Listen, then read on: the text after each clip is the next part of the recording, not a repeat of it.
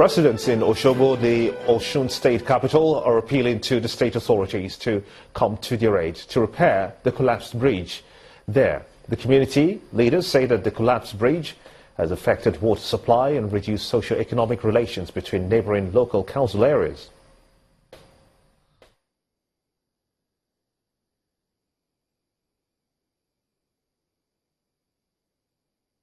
Etisala, now you're talking.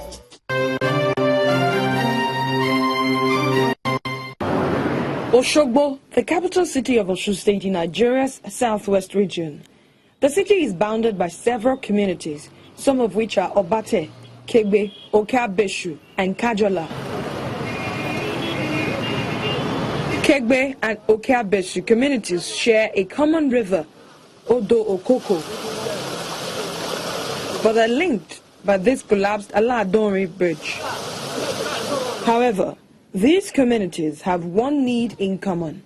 Their Lincoln Bridge needs an urgent repair.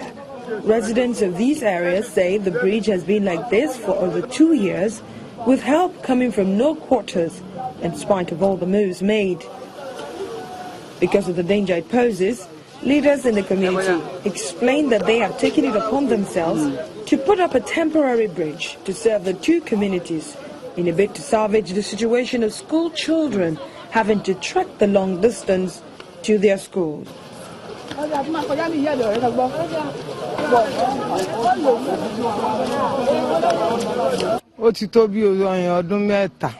This culvert collapsed about 3 years ago, and many people have been here to inspect the bridge. Many accidents have occurred here, and it makes it impossible for us to pass through when returning from the farm. We need help from government. Especially our school. This bridge is a source of worry to us in this community. The elders here helped us to build this small bridge because of the school children. It has affected our water supply. We no longer get water to drink. More worrisome is the problem of damage done to the major pipe which conveys potable water from the State Water Corporation to the community, which makes residents to scout for water. I've been here for long. Many school children have been injured here. Even my business has been affected a great deal. We need help. In the meantime, the State Permanent Secretary, Ministry of Works and Transport, Nuruddin Adiagbo, says the ministry is yet to receive a formal complaint on the collapse from either of the communities. He, however, assures that the damage will be given urgent attention. I will send my officers to go and visit the place and see what can be done so that people within that area will enjoy the dividends of democracy. Going by the assurances from the state government, one could safely assume that in the shortest period, residents of these communities may soon heave a sigh of relief on both the bridge and water supply to the communities.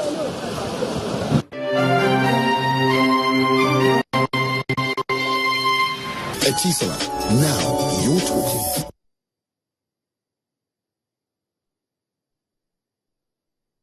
Time now for sports news on the news at 10 with Ayo Balogun.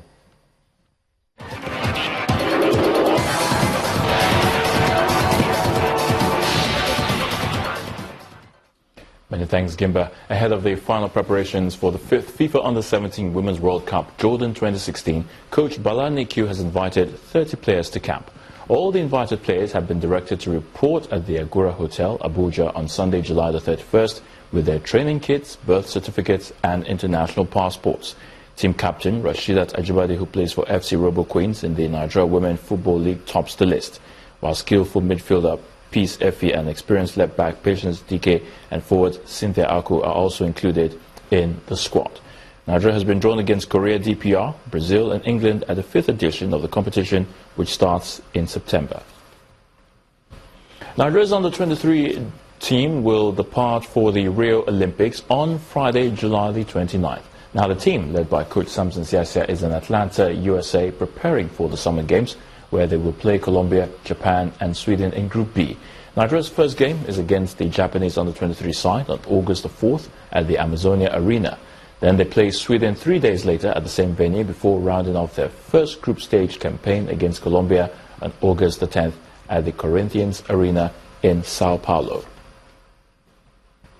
The 2016 Federation Cup quarterfinal between Warri Wolves and FC Ifeanyi at the MK Abiola Stadium in Abeokuta, Ogun State was abandoned after players of Warri Wolves walked out in protest. Ifeanyi opened the score in the first half through defender Olamilekan Adeleye to give the Anambra Warriors the lead. Hell was then let loose after a goal which appeared to be legitimate was scored by Warri Wolves and disallowed by the centre referee. Players and officials of Warri Wolves then invaded the pitch to confront the match officials on why the goal wasn't given.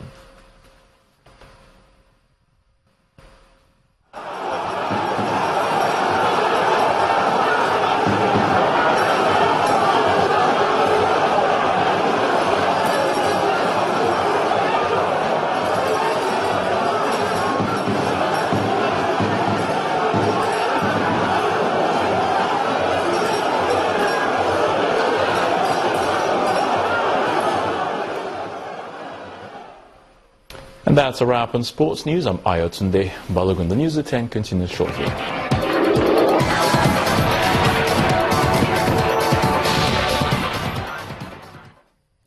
In stories outside of Nigeria now, Pope Francis says that the world is facing a conflict of interest, money and resources, translating it to being at war.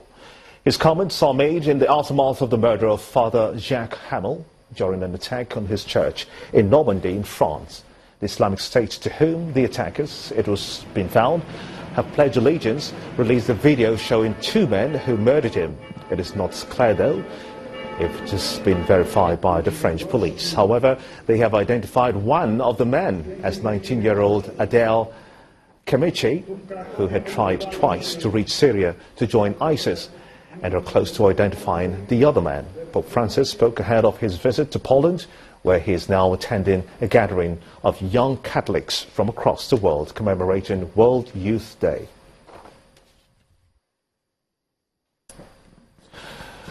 And the main news again. The budget padding allegations today took a new twist in the House of Representatives as some lawmakers called for a probe of the Speaker, Yakubu Dogara, and other principal officers.